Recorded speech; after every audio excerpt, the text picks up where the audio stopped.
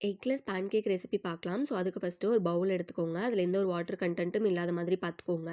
So, first ஒரு சல்லடை வச்சு அதில 1 கப் ஆஃப் மைதா மாவு ஆட் பண்ணி நல்லா வந்து சலிச்சு எடுத்துக்கோங்க. அதிலேயே 1/2 கப் அளவுக்கு நார்மலா பவுடர் பண்ண சுகர், அது கூடவே ஒரு 1/2 டீஸ்பூன் அளவுக்கு பேக்கிங் சோடா. ஸோ, நார்மலா பவுடர் பண்ண சுகர் மட்டும் ஆட் பண்ணிக்கோங்க. ஐசிங் சுகர் வேண்டாம். ஸோ, இந்த 2மே நல்லா வந்துட்டு சலிச்சு எடுத்ததுக்கப்புறமா இந்த 3ம் நல்லா மிக்ஸ் ஆகுற மாரி ஒரு விஸ்க் வச்சு நல்லா மிக்ஸ் பண்ணி எடுத்துக்கோங்க. அதிலேயே ஒரு 3/4 கப் ஆஃப் மில்க் ஆட் பண்ணணும். ஸோ, ஃபஸ்ட்டு கொஞ்சமா மட்டும் மில்க் ஆட் பண்ணி எந்த ஒரு லம்ப்பும் இல்லாத மாதிரி அந்த பேட்டர மிக்ஸ் பண்ணி எடுத்துக்கோங்க. பேட்டர் நல்லா மிக்ஸ் பண்ணதுக்கப்புறமா ரிமைனிங் மில்க்க ஆட் பண்ணி நல்லா வந்து பேட்டர நல்லா மிக்ஸ் பண்ணி எடுத்துக்கோங்க. ஸோ, காய்ச்சி ஆற வச்ச பாலா எடுத்துக்கிட்டீங்க அப்படின்னா, உங்களுக்கு பேன்கேக்ல எந்த ஒரு ஸ்மெல்லும் வராது. இல்லைன்னா கண்டிப்பா ஸ்மெல் வரும். ஸோ, காய்ச்சி ஆற வச்ச பால் எடுத்து மிக்ஸ் பண்ணிக்கோங்க.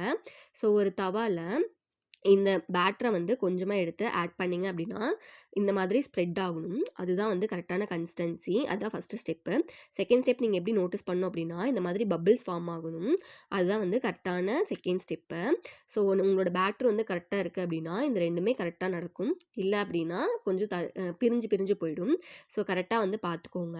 ஸோ, ஃபர்ஸ்ட்டு வந்துட்டு ஃப்ரண்ட் சைட்ல கோல்டன் ப்ரவுன் கலர் வந்ததுக்கப்புறமா திருப்பி போட்டு ஒரு 2 மினிட்ஸ்க்கு அப்புறமா எடுத்தீங்க அப்படின்னா, பேன் கேக் ரெடி.